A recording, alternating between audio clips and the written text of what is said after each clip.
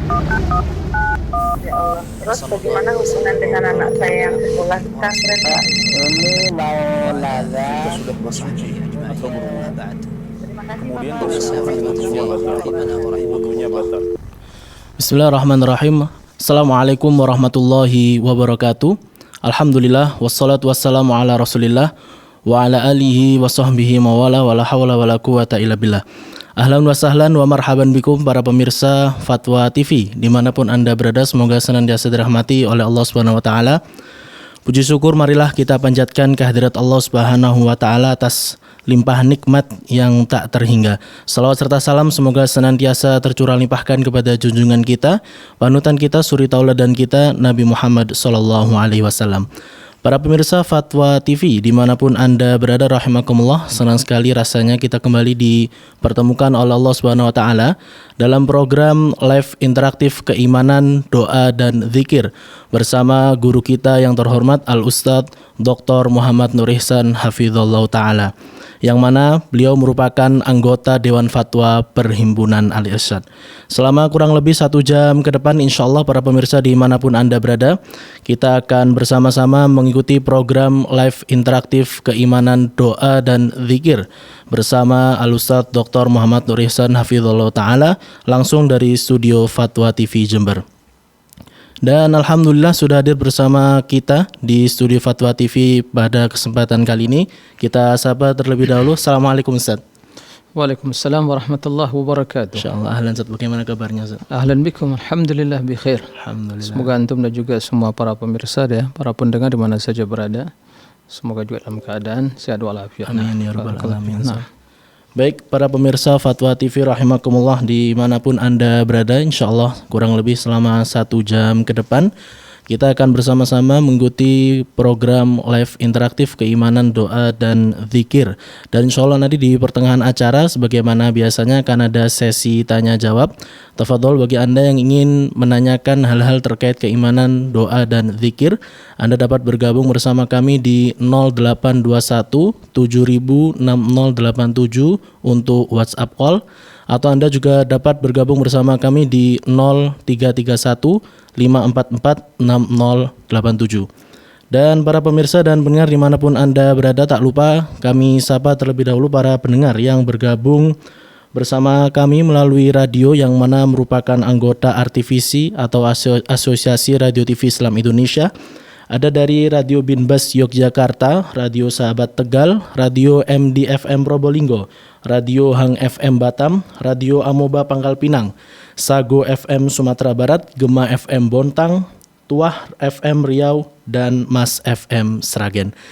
Para pemirsa dan pendengar rahimakumullah dimanapun Anda berada, sebagaimana biasanya insyaallah kita akan mendengarkan atau memulai program live interaktif di malam hari ini dengan nasihat dan wejangan dari guru kita Al Ustadz Dr. Muhammad Nur Ihsan Hafizallahu taala. Kepada beliau kami persilakan. Naam, baik. Bismillahirrahmanirrahim. Assalamualaikum warahmatullahi wabarakatuh. Alhamdulillah wassalatu wassalamu ala Rasulillah wa alihi wa sahbihi wa man walah wa la hawla wa la quwwata illa billah. Ikhwatal iman, kaum muslimin dan muslimat rahimakumullah. Sungguh sangat banyak nikmat yang Allah karuniakan pada kita semua dan juga kepada negeri dan bangsa yang melimpah ruah kekayaannya, sumber daya alamnya, ya sumber daya manusianya. Dan alhamdulillah sampai saat ini kita masih diberi ya keamanan, stabilitas, dan itu semua nikmat dari Allah Subhanahu wa taala, sehingga kita masih bisa ya leluasa berubudiyah, masih bisa melakukan berbagai aktivitas menjalani kehidupan kita. Dan juga Allah Subhanahu wa taala telah juga mengkaruniakan kepada bangsa ini dengan adanya pergantian pemimpin ya, yang alhamdulillah dalam keadaan lancar, aman, tidak ada masalah dan hambatan. Ya, tentu kita sebagai umat yang beragama, umat muslim, ya, sebagaimana kewajiban kita adalah untuk mentaati pemimpin dalam kebaikan dan untuk mendoakan pemimpin tersebut agar mereka ya diberi amanah oleh Allah, bersikap adil dan tentunya memperjuangkan kemaslahatan rakyat, kemaslahatan masyarakat dan negara, bukan kemaslahatan pribadi atau keluarga mereka. Dan kita berdoa semoga Allah Subhanahu wa taala memberikan kesehatan dan juga bimbingan kepada semua pemimpin negeri ini, mulai dari presidennya, kemudian wakilnya, kemudian menteri-menterinya, kemudian wakil-wakil rakyatnya, semoga mereka dibimbing oleh Allah. Kita hanya bisa berdoa semoga Allah membimbing mereka, dan semoga Allah Subhanahu wa taala betul-betul memberikan kekuatan kepada mereka untuk memikul amanah, dan semoga dijauhkan kita dari pemimpin-pemimpin yang zalim, pemimpin-pemimpin yang berkhianat, dan semoga negeri ini senantiasa aman, sentosa dan stabil, sehingga berbagai kegiatan keagamaan, pendidikan, dakwah, dan seluruh apa yang kita harapkan tentunya semua akan terrealisasi dengan kebersamaan. Oleh karena itu kita sebanyak berdoa kepada Allah Subhanahu wa taala. Yang namanya kekuasaan pasti akan silih berganti, dipergantikan oleh Allah Subhanahu wa taala, tapi tugas kita sebagai rakyat, apalagi seorang muslim, kita sebanyak berdoa. Kita sebanyak berdoa untuk negeri ini, untuk seluruh pemimpinnya, wakil-wakil rakyatnya, karena Allah Subhanahu wa taala bila menghendaki sesuatu maka tentu akan membimbing hambanya kepada jalan kebaikan. Semoga kita jauhkan dari berbagai kejahatan, dan semoga negeri ini dijaga oleh Allah Subhanahu wa taala, dan kita kaum muslimin secara khusus mendapatkan kebebasan dalam melaksanakan syariat Islam dan memaksimalkan perjuangan kita untuk menyebarkan kebaikan, menanamkan pada diri kita, keluarga kita, karib kerabat kita agama yang benar, sehingga bila masyarakatnya paham terhadap kebenaran, maka diharapkan tentu akan lahir pemimpin-pemimpin yang lebih baik lagi. Demikian semoga ini menjadi renungan kita, dan semoga kita menjadi umat yang tentunya setia terhadap agama kita, dan juga mendoakan kebaikan bagi para pemimpin kita, dan juga tentu berdoa untuk seluruh masyarakat Indonesia agar diberi kemudahan oleh Allah Subhanahu wa taala dalam menjalani seluruh aktivitas harian atau kehidupan mereka dan kita semua di negeri Nusantara ini. Allahumma amin. Demikian, wallahu a'lam. Baik, jazakumullah khairan katsiran Ustaz atas nasihatnya di kesempatan malam hari ini, yang intinya kita bersama berharap semoga dengan bergantinya pemimpin ini dapat memberikan dampak-dampak positif tentunya, dan juga kita selalu berdoa kepada Allah Subhanahu wa taala agar diberikan kemudahan dan juga hal yang semakin positif hari demi hari seperti itu. Nah, itu yang kita harapkan. Baik, Ustaz. Para pemirsa dan pendengar Fatwa TV dimanapun Anda berada, kembali kami mengajak Anda semuanya untuk bergabung bersama kami di live interaktif keimanan, doa, dan zikir di malam hari ini. Tafadhol, Anda dapat bertanya tentang apapun terkait tema keimanan, doa, dan zikir di malam hari ini. Dan alhamdulillah sudah ada yang bergabung bersama kami di malam hari ini dari Bengkulu, Bapak Saleh Haji. Kita sapa terlebih dahulu. Fatwa TV, Assalamualaikum. Waalaikumsalam warahmatullahi wabarakatuh. Nggih, Pak. Izin bertanya. Betul, pertanyaan. Ya, assalamualaikum warahmatullahi wabarakatuh, Ustaz. Waalaikumsalam warahmatullahi wabarakatuh.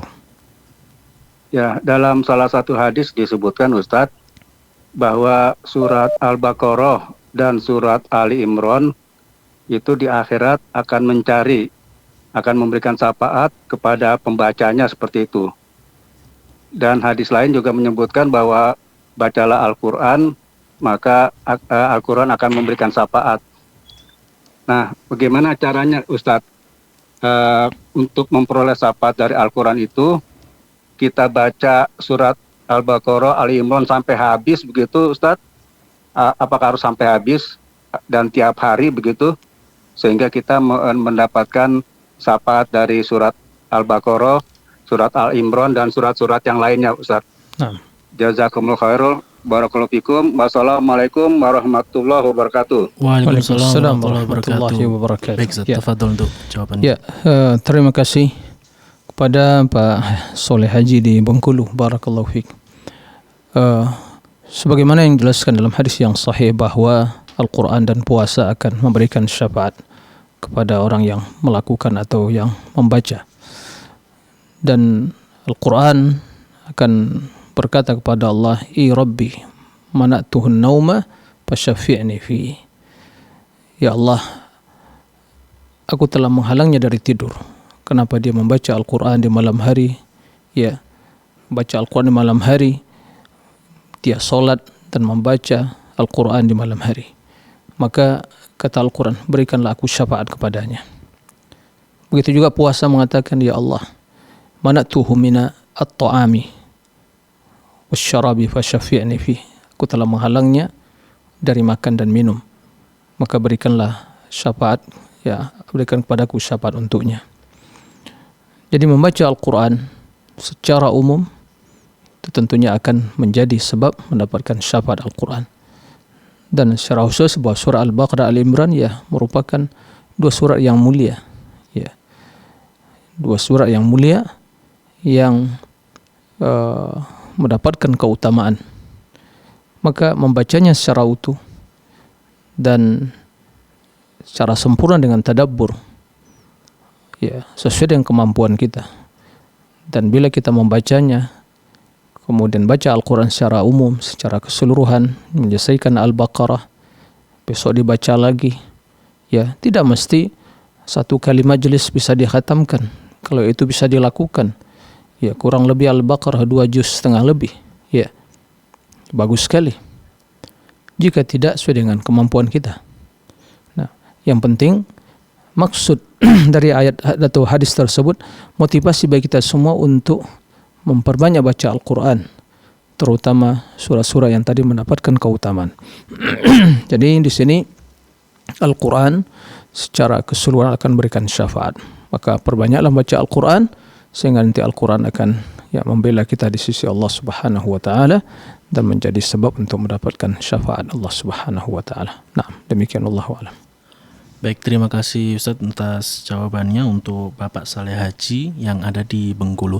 Kita bergeser ke Lombok, Ustaz. Ada Ibu Khotijah yang sudah bergabung di malam hari ini. Kita sapa terlebih dahulu. Assalamualaikum Fatwa TV. Waalaikumsalam warahmatullahi wabarakatuh. Ya, silakan Ibu, satu pertanyaannya. Izin bertanya Pak Ustadz. Nah, Gini, dalam masalah pribadi keluarga saya, suami, gimana hukumnya menegur suami apabila suami tidak pernah menerima dan selalu berkata sok pintar? Gimana hukumnya? Mohon pencerahan. Baik. Jazakillah khair Ibu Khotijah yang ada di Lombok atas pertanyaannya. Baik, silakan Ustaz. ya, terima kasih kepada Ibu Khadijah. Ya, semoga, ya, senantiasa diberi kemudahan oleh Allah dan keluarga menjadi keluarga yang diliputi dengan rasa kasih sayang, dan mawaddah warahmah dan sakinah. Nah, rumah tangga yang damai. Taib, Ibu Khadijah, barakallahu fiik, ya, tentunya merupakan, ya, bagian yang tidak terpisahkan dari hubungan suami istri adalah saling memberikan nasihat satu kepada yang lain. Ini adalah kewajiban seorang muslim, ya, mencintai kebaikan untuk, ya, saudaranya sebagai mencintai untuk dirinya. Terlebih lagi dia suami kita atau mungkin istri, ya. Maka suami istri hendaklah saling memberikan nasihat, saling ta'awunul birri wat taqwa. Ya, wa ta'awunu 'alal birri wat taqwa wa la ta'awunu 'alal itsmi wal 'udwan. Tolong menolong dalam kebaikan. Ya, dalam kebaikan, takwa dan kebaikan. Jangan tolong menolong dalam kejahatan dan dosa. Maka di antara perkara yang sungguh sangat mulia untuk saling tolong menolong, saling memberikan nasihat, ya, mengingatkan. Dan seorang suami bila mendapatkan istri yang selalu mengingatkan, dia harus bangga dan bersyukur, ya, karena Allah telah mengkaruniakan kepadanya istri yang salehah. Karena banyak di antara, mohon maaf ya, dari keluarga yang tidak peduli dengan hal itu, membiarkan suaminya berbuat kejahatan, berbuat maksiat, dibiarkan. Begitu juga mungkin suami melihat istrinya berbuat kejahatan, dosa, dibiarkan. Tidak ada kecemburuan terhadap keluarga. Ini hal yang sangat berbahaya. Maka apa yang telah ibu lakukan, jika ada suami yang keliru atau lalai atau melakukan kesalahan, diingatkan. Ini adalah suatu hal yang positif, sebagai bentuk kasih sayang yang ada pada diri ibu kepada suami. Nah, karena sesungguhnya seorang yang bila melihat saudaranya berbuat kejahatan, dia biarkan, itu pertanda dia tidak cinta kepadanya, tidak sayang kepadanya. Oleh karena itu, tidak ada hadiah yang lebih utama yang diberikan oleh seseorang kepada saudaranya daripada kalimat kebenaran, hikmah yang dia sampaikan. Oleh karena itu, suami yang bila mendapatkan istri saling mengingatkan atau sering mengingatkan, kalau memang itu adalah suatu kekeliruan atau kelalaian, dia bersyukur. Bersyukur pada zaman sekarang ini. Jarang mendapatkan istri yang seperti itu. Begitu juga suami atau istri. Nah, adapun kalimat suami bila ditegur oleh istrinya sok-sok pintar, atau ini jelas nada-nada kesombongan. Menolak kebenaran itu adalah hakikat kesombongan. Hati-hati. Jika selalu dalam kondisi seperti itu, maka nanti Allah akan menutup pintu hatinya, sehingga tidak akan lagi bisa masuk kebenaran ke dalam hati tersebut. Maka sesungguhnya hakikat kesombongan itu, kata Rasul, al-kibru batrul haqq wa ghamtun nas. Kesombongan itu adalah menolak kebenaran dan mencela atau menghina manusia. Nah, jadi setiap orang yang menolak kebenaran kena kesombongan dia. Jika dia orang yang tunduk dan tawaduk kepada kebenaran, maka dia akan menerima. Nah, jadi inilah sikap yang salah Setiap suami mengatakan sok-sok pintar, sok-sok alim atau macam-macam istilah yang tidak baik seperti itu. Hubungan keluarga, rumah tangga, suami istri harus saling menasihati agar sakinah, mawaddah warahmah. Itu pilar utama. Samara tadi adalah saling menasihati, saling mengingatkan. Nah, saling ta'awunul birri wat taqwa, saling memahami. Nah, jadi interaksi dari kedua pihak, bukannya dari satu arah, tapi dua arah dalam hal yang positif. Nah, semoga Allah memberikan kebaikan kepada kita semua, dan secara khusus Ibu Khadijah, yang mudah-mudahan suami ibu mendengar apa yang saya sampaikan tadi dan menjadi renungan bagi dia. Nah, demikian Allahu a'lam. Tayyib. Demikian tadi jawaban atas pertanyaan dari Ibu Khadijah yang ada di Lombok. Kita bergeser ke Bogor, Ustadz. Ada Ibu hamba Allah yang sudah menunggu. Ibu hamba Allah di Bogor Fatwa TV. Assalamualaikum. Waalaikumsalam warahmatullahi wabarakatuh. Iya, Ibu, silakan satu pertanyaannya, Ibu. Izin bertanya, Ustadz. Seperti yang tadi Ustadz sampaikan, bahwa alhamdulillah kita telah melewati masa pemilihan pemimpin di negeri kita dengan berjalan lancar. Yang menjadi pertanyaan saya, ada kalimat yang menyatakan bahwa cerminan pemimpin kita adalah rakyat kita saat ini, itu Ustadz. Nah, apakah betul itu maksudnya? Kemudian ada seseorang yang ketika nanti pada pemilihan pilgub yang akan datang, beliau tidak merasa ada yang cocok gitu Ustadz.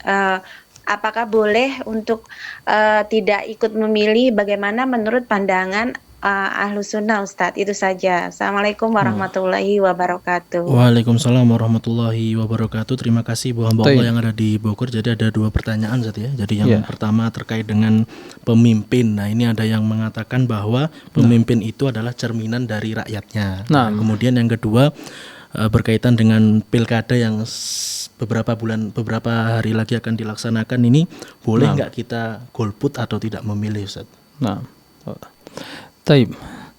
Terima kasih kepada Ibu hamba Allah di Bogor. Apa yang Ibu sampaikan tadi bahwa pemimpin itu cerminan dari rakyatnya, benar sekali. Benar sekali. Bahwa dari mana pemimpin itu lahir? Nggak mungkin turun dari langit. Lah lahir dari rahim-rahim ibu yang tinggal di negeri tersebut. Nah, bila masyarakatnya saleh, baik, jujur, ya, dan orang yang taat, orang menjunjung tinggi etika, menjunjung tinggi ya akhlakul karimah, dan menjunjung tinggi kejujuran, tidak suka dusta, dan menjauhkan diri dari berbagai dosa dan kemaksiatan, ya, maka akan lahir orang yang soleh. Jadi kita tidak bisa juga selalu mengkritisi, menyalahkan pemimpinnya kok begini. Ya kita harus introspeksi diri. Introspeksi diri. Penipuan. Ya, kemudian ya betapa banyak juga dari masyarakat yang ya kehidupannya mungkin ya suka berdusta, menipu, ya. Kemudian ya menghalalkan segala cara dan membuat kejahatan, ya, kemaksiatan. Maka tidak heran kalau juga pemimpinnya seperti itu. Jadi ini benar sekali, kama takunu yuwalla alaikum, begitu ungkapan hikmah, ya, ahli ulama-ulama atau ahli hikmah mengatakan kama takunu yuwalla alaikum, sebagaimana kondisi kalian begitulah yang akan memimpin kalian. Nah, oleh karena itu hikmah Allah ya menuntut atau mengharuskan bahwa bila pemimpinnya baik maka bila masyarakatnya baik maka pemimpinnya akan baik.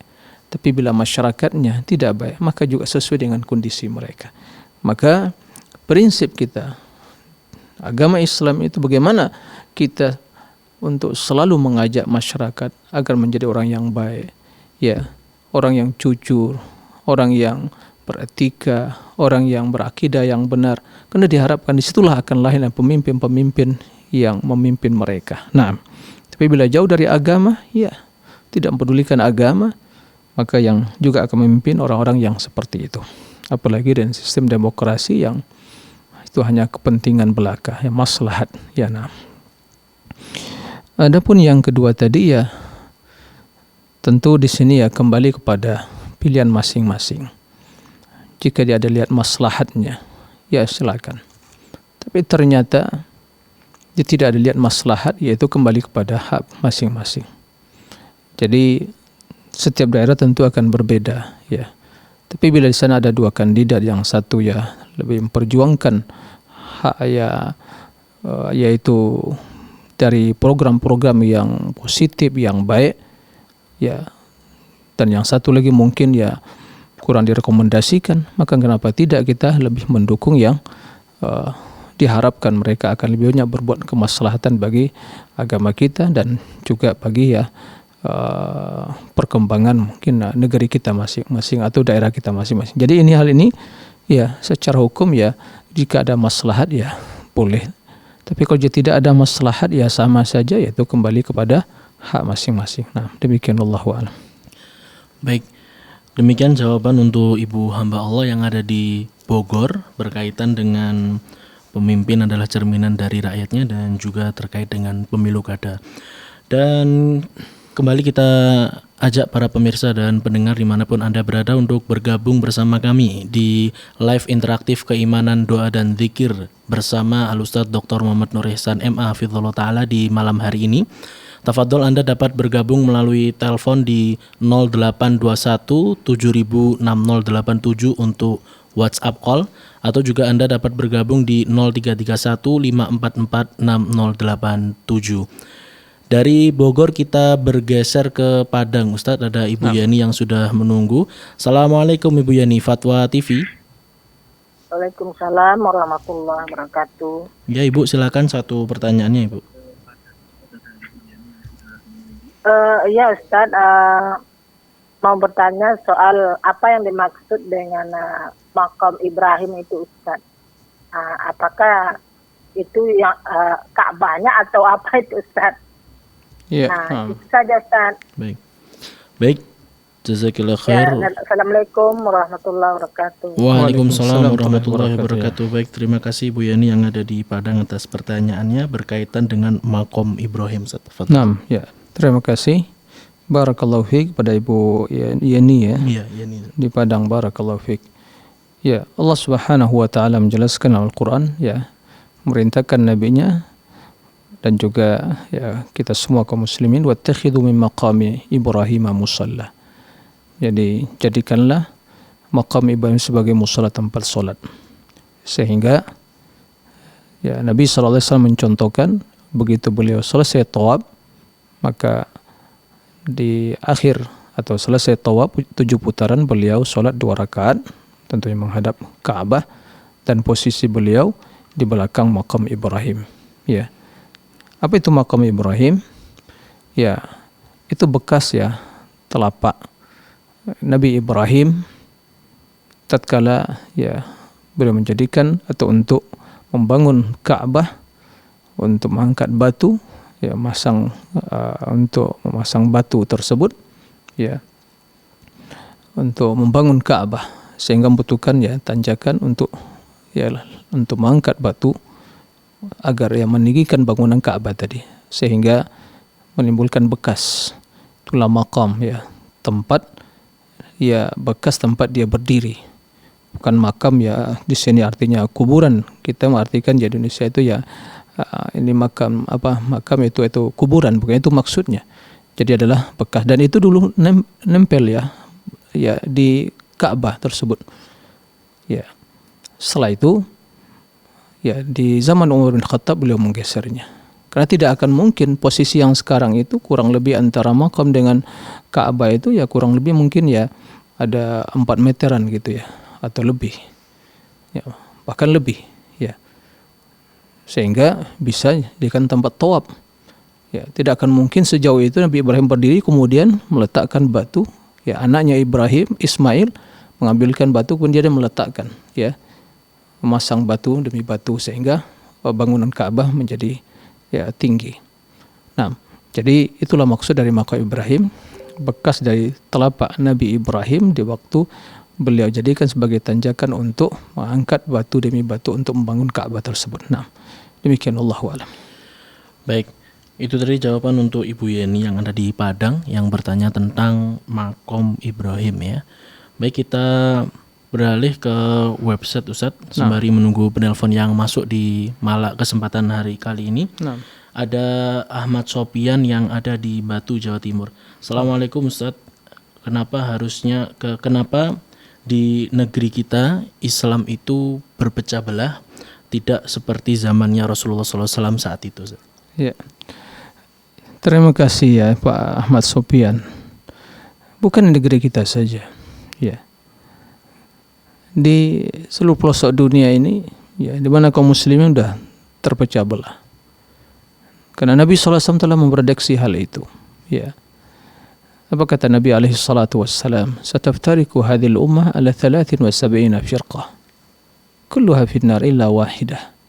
Qalu man hum? Qala ma ana alaihi al-yawma wa ashabi. Sebagai riwayat humul jamaah. Nabi telah mengatakan ya akan terpecah belah umat ini pada 73 golongan. Yang satu selamat dan semuanya selebihnya 72 adalah celaka. Sehingga Nabi mengatakan kulluha finnar. Berarti mereka sesat dan celaka.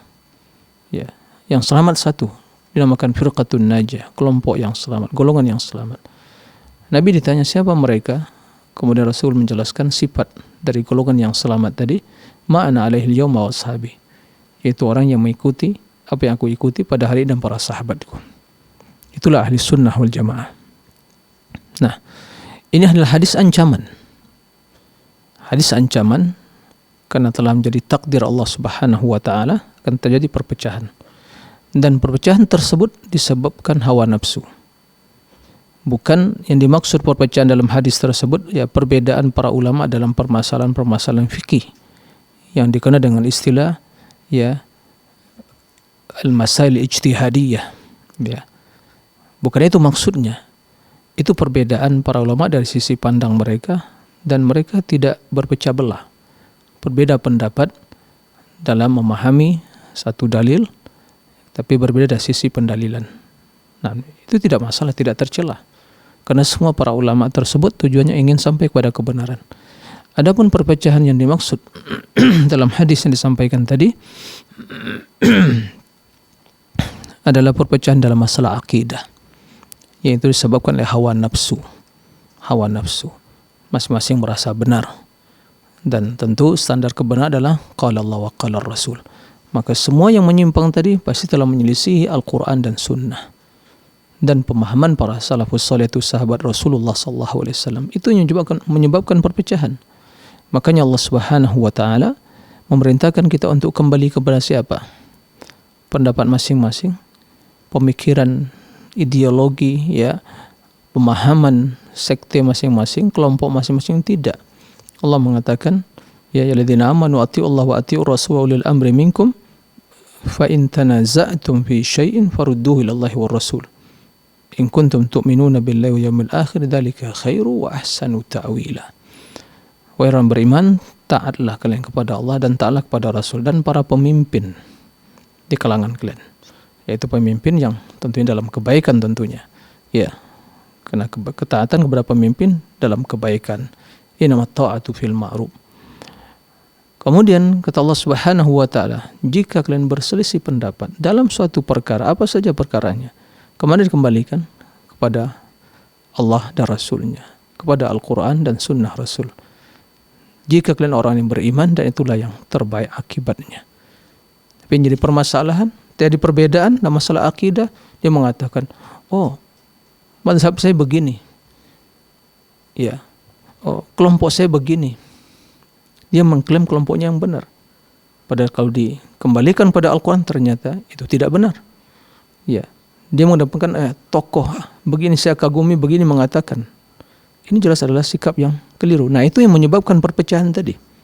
Ya, itu yang menyebabkan perpecahan. Nah, oleh karena itu hadis tersebut hadisnya ancaman, dan itu memberikan ya warning kepada kita harus waspada. Jangan sampai kita terjerumus dalam perpecahan tadi. Maka tidak ada cara untuk menyatukan kecuali kembali pada Al-Quran dan Sunnah. Maka beruntunglah seorang yang kembali pada Al-Quran dan Sunnah dan memegang teguh ya apa yang diyakini oleh para salafus soleh, para sahabat Nabi alaihi salatu wassalam di dalam beragama. Nah, adapun kita ya kenapa tidak seperti di zaman Rasul, ya jangan dibandingkan. Di zaman Rasul sudah ada Rasul yang memutuskan perkara. Setelah Rasul siapa? Ya, lebih banyak manusianya mengikuti hawa nafsunya, bukan kembali kepada kebenaran. Ya, semoga kita diselamatkan dari perpecahan yang akan menjerumuskan ke dalam neraka, waliyazubillah. Nah. Taib, para pemirsa Fatwa TV dan pendengar sekalian dimanapun Anda berada, kembali kami mengajak Anda semuanya bergabung bersama kami di live interaktif kesempatan kali ini dengan tema keimanan, doa, dan zikir bersama Al-Ustadz Dr. Muhammad Tur Ihsan Hafizahullah Ta'ala. Dan Alhamdulillah sudah ada yang bergabung bersama kami dari Sumatera Utara, ada Bapak Tulungan.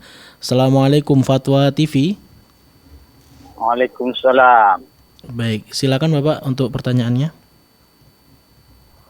Assalamualaikum Pak Ustadz. Waalaikumsalam warahmatullahi wabarakatuh. Naam. Apakah wajib kita umat Islam mengetahui bahwa Allah itu bersemayam di aras, padahal Allah berfirman di surah An-Naml ayat 65, "Qul la ya'lamu man fis samawati wal ard wal ghaib illallah." Akan olehmu ya Muhammad, tidak ada yang mengetahui apa ada yang di langit dan bumi yang gaib kecuali Allah. Allah itu yang gaib. Yeah. Cuma Allah yang tahu tempatnya. Apakah kita memang wajib mengetahui tempat Allah yang gaib itu? Demikianlah yang dapat saya. Baik. Tanyakan. Terima kasih. Assalamualaikum warahmatullahi wabarakatuh. Waalaikumsalam warahmatullahi wabarakatuh. Baik, terima kasih Bapak Tulungan yang ada di Sumatera Utara atas pertanyaannya di kesempatan kali ini yang mana beliau bertanya terkait dengan wajibkah kita mengetahui Allah bersemayam di ars. Ya, ya, terima kasih kepada Pak Tulungan ya, barakallahu fiik atas pertanyaannya. Semoga juga para pemirsa dan para pendengar di mana saja berada bisa menyimak ya apa yang akan disampaikan dari jawaban pertanyaan Pak tulungan tadi. Ya, pertama yang harus kita pahami dan harus dimantapkan ya, ditanamkan dalam diri kita dan harus tertanam dan terpatri dalam hati kita ya, bahwa Al-Quran itu benar ya, tidak ada keraguan. Apa yang Allah jelaskan dalam Al-Quran itu pasti benar ya. Dan apa yang Allah ya jelaskan tentang dirinya dan seluruh perkara-perkara yang gaib itulah benar. Ini harus kita yakini terlebih dahulu. Nah, kemudian yang kedua, bahwa tidak ada yang lebih mengetahui tentang Allah daripada Allah sendiri. Dan tidak ada yang lebih tahu tentang Allah dari kalangan hambanya daripada para nabi dan secara khusus Nabi kita Muhammad SAW. Ini harus kita pahami. Ya. Ini prinsip akidah. Jangan sampai kita ya memiliki keraguan dalam hal itu. Nah, bila hanya demikian telah kita pahami, maka kita kembali pada Al-Quran dan hadis. Yaitulah landasan kita berakidah. Dan secara spesifik tentang sifat-sifat Allah. Karena perkara sifat-sifat Allah yang perkara hal berkaitan dengan perkara yang gaib itu tentang sifat Allah. Dan Allah zat yang maha gaib yang tidak bisa kita lihat di dunia ini. Tapi di akhirat nanti bisa kita melihatnya dengan langsung dengan mata kita dalam surga. Allah telah mengabarkan tentang dirinya tentang sifat-sifatnya di dalam Al-Quran. Di dalam 7 ayat ya, dalam Al-Quran Allah menyebutkan ya, Ar-Rahman as-istawa thumma istawa 'alal arsy, yang dalam terjemahan ya, terjemahan Quran bahasa edisi Indonesia itu diterjemahkan bersemayam. Ya, tentu yang lebih tepat bersemayam itu ya artinya ya tinggi di atas sesuatu. Jadi arti Allah istawa, beristiwa di atas arasy, itu Allah maha tinggi, tinggi di atas arasy. Ya, tidak menyatu dengan arasy, di atas arasy. Dan arasy adalah makhluk yang paling tinggi. Maka Allah istawa 'alal arsy setelah menciptakan langit dan bumi. Itu dalam 7 ayat. Jika tidak terdapat dalam ayat kecuali hanya 1 ayat saja, sudah wajib bagi kita mengimani. Jadi wajib bagi kita mengimani, meyakini semua yang ada dalam Al-Quran. Ya. Terlebih lagi perkara-perkara yang gaib tentang masalah hari akhirat, tentang masalah ya Allah, malaikat dan yang lainnya. Adapun yang ditanyakan tentang masalah dalam surah An-Naml, qul la ya'lamu man fis samawati wal ardil ghaiba illallah. Ya, ini jelas sekali bahwa Allah Subhanahu wa taala menjelaskan tidak ada ya yang mampu mengetahui apa yang ada di langit dan di bumi dan perkara yang gaib kecuali hanya Allah. Jadi perkara yang gaib yang ada ya yang ditutup oleh Allah ilmunya, yang tidak dilihat oleh manusia, yang tidak diketahui kecuali hanya itu perkara yang gaib yang tidak tampak, maka tidak ada yang mengetahui seorang pun di langit dan di bumi kecuali hanya ya Allah hanya mengetahui. Tidak ada. Qul la ya'lamu man fis samawati wal ardil ghaiba illallah. Enggak ada yang mengetahui kecuali Allah Subhanahu wa taala. Nah.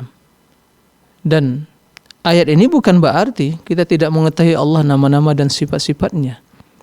Nah, kita mengetahui karena nama-nama dan sifatnya bukan perkara yang gaib, tertera dalam Al-Quran. Adapun hakikat dari sifatnya, nah itulah yang gaib.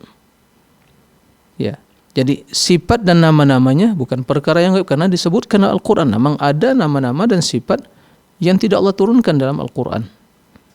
Hanya Allah yang mengetahui. Tapi yang terdapat dalam Al-Quran, ya 99 ya, juga dalam hadis, ya Allah Al-Hayyul Qayyum, ya Al-Awwal, Al-Akhir, Al-Zahir, Al-Batin, Al-Sami' Al-Basir, ya wal Malikul Quddus, Salamul Mu'minul Muhaiminul Azizul Jabbar Mutakabbir. Naam, wal khaliqul bari'ul musawwir lahul asmaul husna. Naam. Laisa kamitsli syai' was samiul basir, ya.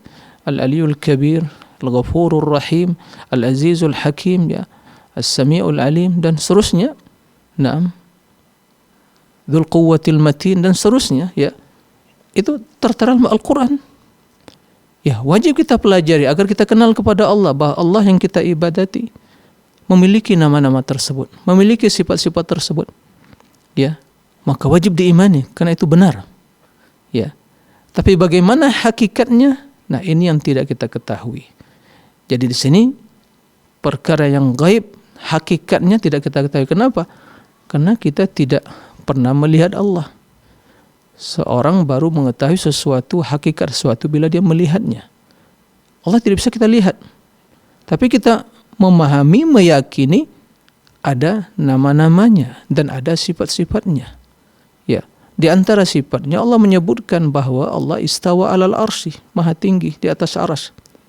Wajib kita mengimani bahwa zat Allah maha tinggi, bukan di mana-mana. Jadi semua makhluk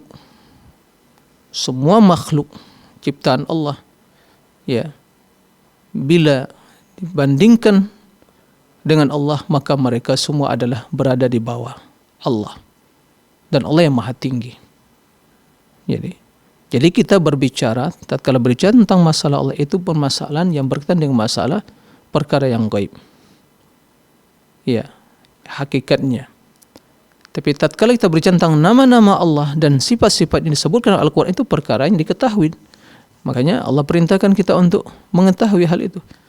Ya.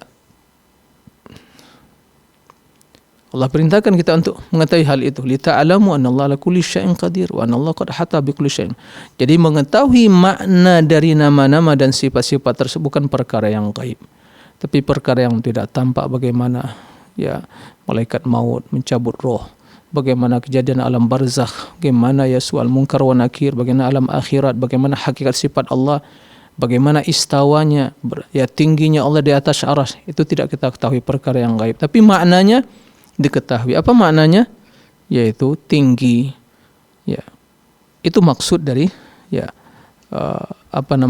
ya tentang masalah yang gaib yang berkaitan dengan sifat-sifat Allah tadi. Itu hakikat sifatnya. Allah istawa. Bagaimana istawa? Tidak bisa diketahui. Tidak bisa diketahui. Tapi apa maknanya? Ya, maknanya diketahui. Apa maknanya? Yaitu tinggi, maha tinggi di atas arsy. Seperti itu. Nah, mudah-mudahan bisa dipahami. Jadi kesimpulannya wajib kita ketahui. Karena bagaimana kita akan kenal kepada Allah? Coba.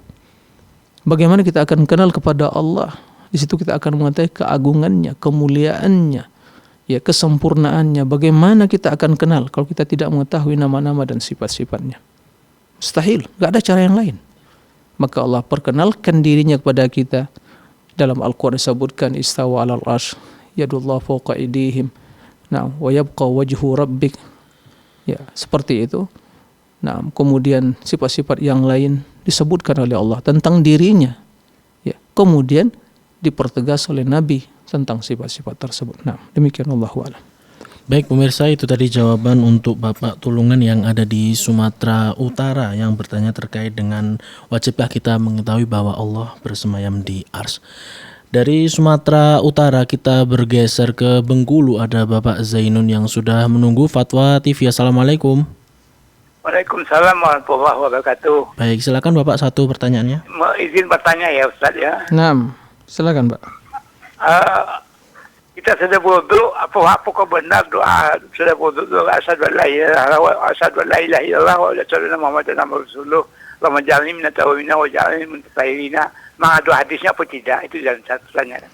Nah, baik, terima kasih Bapak Zainun yang ada di Bengkulu. Jazakumullah khairan katsiran atas pertanyaannya yang bertanya terkait doa setelah berwudu, Ustaz. Ya, nah.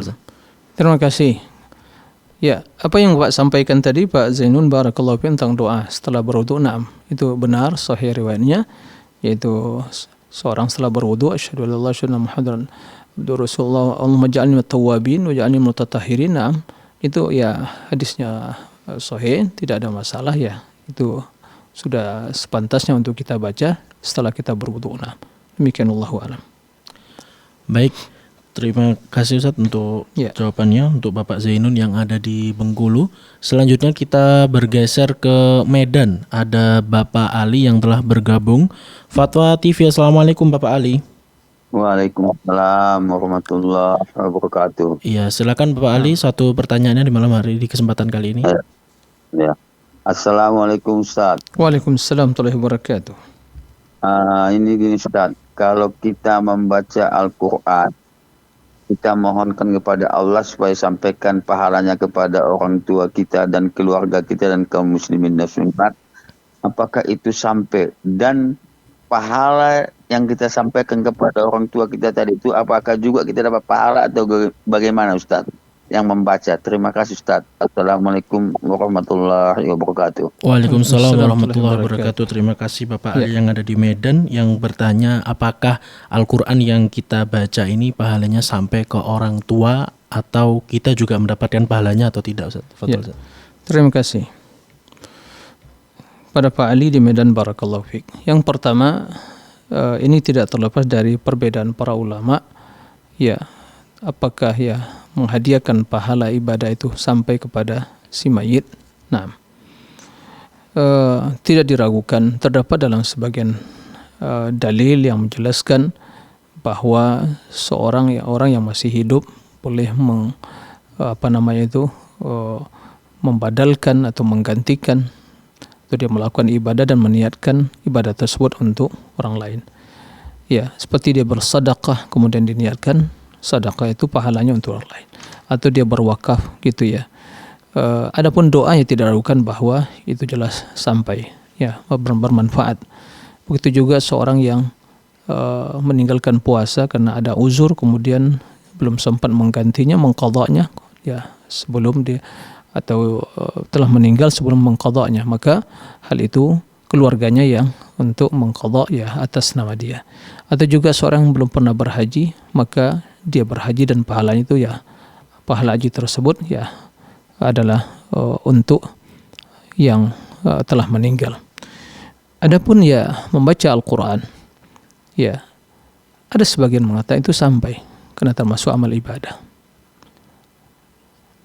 Dan dia mengatakan ya tidak, karena tidak ada contohnya di Nabi SAW. Kita melihat Nabi SAW selama hidup dan Abu Bakar, Umar ya dan para khulafa Rasyidin, ya mereka selama mereka hidup mereka sering tentunya baca Al-Quran bagian dari kehidupan mereka.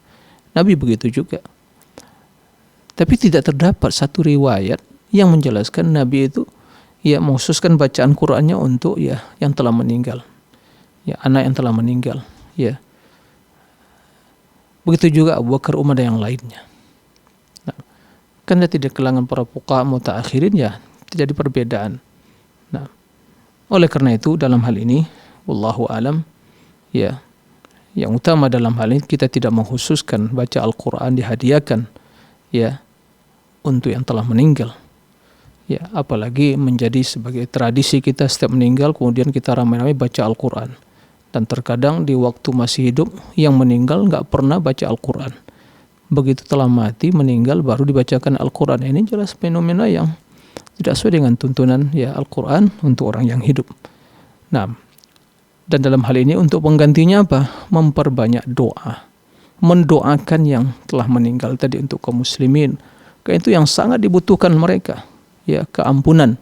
Allahumma fil muslimina wal muslimat wal mu'minina wal mu'minat al ahya' wal amwat. Allahumma ighfir li wa li walidayya wa lil mu'minina yauma yaqumul hisab. Seperti itu. Itu yang lebih utama, ya. Atau juga sebagai kebiasaan di negeri kita setiap yang mendengar itu ya Al-Fatihah untuk arwah sepulan. Juga tidak ada contoh seperti itu. Nah, maka oleh karena itu mencukupkan diri dengan apa yang telah dilakukan Rasulullah SAW dalam hal ini, itulah yang lebih utama dan itulah yang harus kita lakukan. Nah, demikian wallahu a'lam. Baik, itu tadi jawaban untuk Bapak Ali yang ada di Medan. Dan kita bergeser ke Bandung. Ada Ibu Iis yang telah bergabung bersama kami. Fatwa TV, Assalamualaikum Ibu Iis.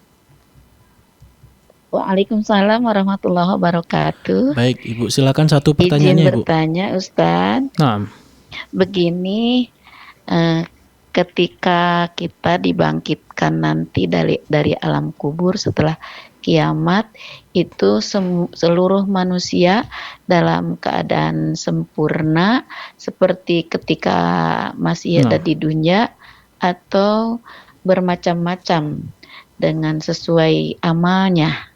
Syukran, jazakallah khairan. Assalamualaikum warahmatullahi wabarakatuh. Waalaikumsalam warahmatullahi wabarakatuh. Baik, terima kasih Bu Is yang ada di Bandung yang bertanya terkait apakah manusia nanti ketika dibangkitkan di hari kiamat itu sesuai atau berubah-ubah, Ustaz.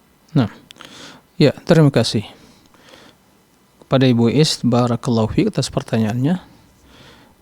Kondisi manusia dibangkitkan dari alam kubur, yaitu al-ba'ats, itu sebagaimana yang dijelaskan dalam hadis.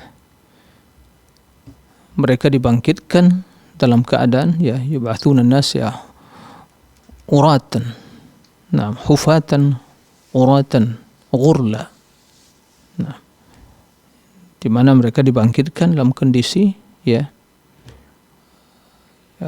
mereka seperti diciptakan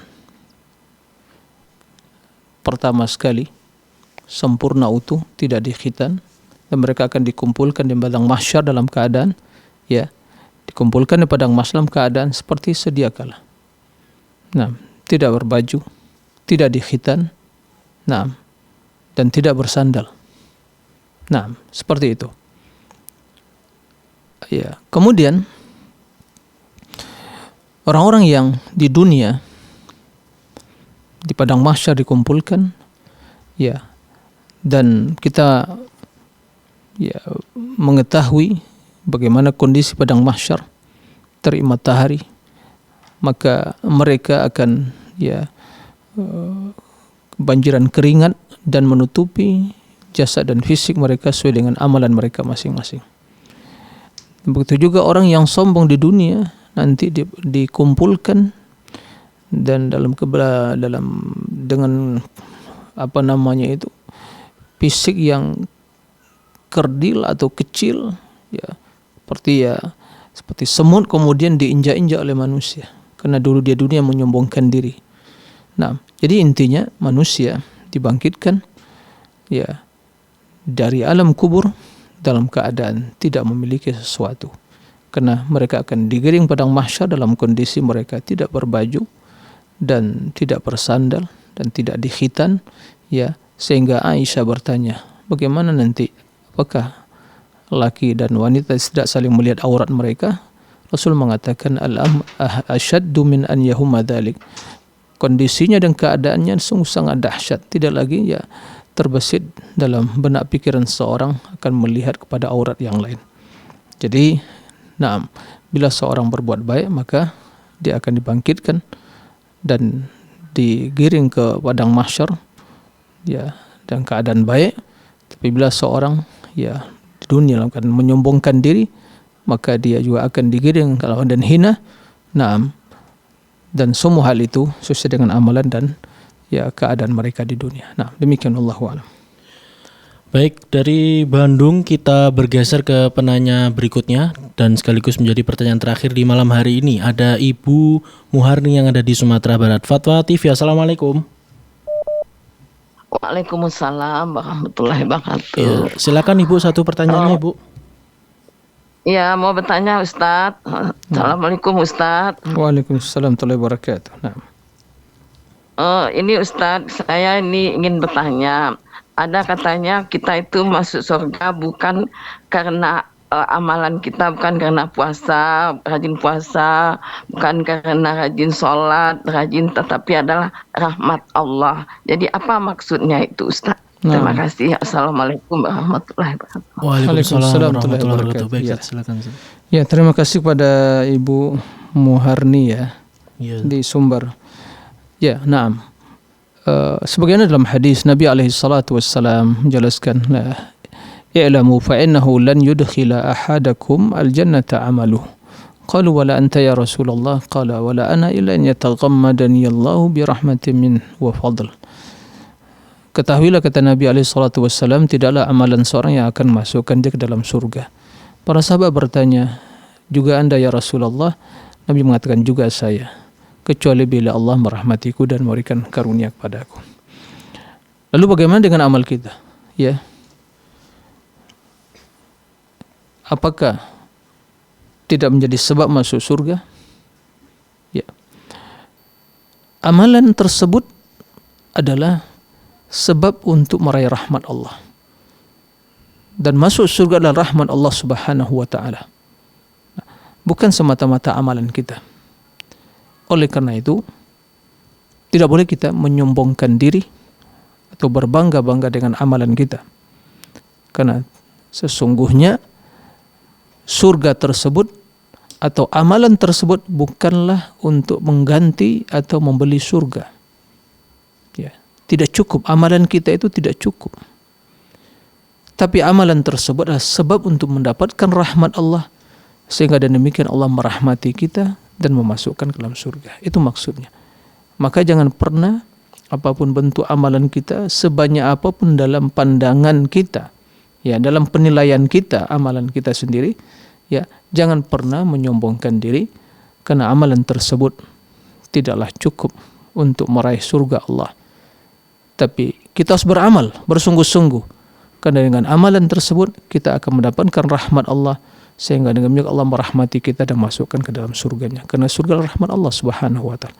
Itu maksud dari hadis tersebut, ya. Itulah maksud dari hadis, bahwa tidaklah seorang masuk dalam surga sebabkan atau karena amalannya.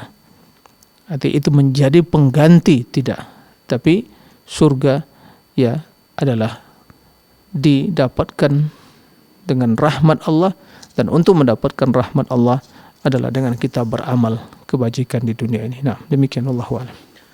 Baik Ustaz, pertanyaan dari Ibu Muharni yang ada di Sumbar tadi sekaligus menjadi pertanyaan terakhir di kesempatan kali ini. Jazakumullah khairan katsiran atas jawabannya dan ilmunya Ustaz. Mudah-mudahan dapat memberikan manfaat bagi kita semuanya. Allahumma amin. Dan mudah-mudahan Ustaz selalu diberikan kesehatan dan perlindungan Allah Subhanahu wa taala. Allahumma amin. Amin amin ya rabbal alamin.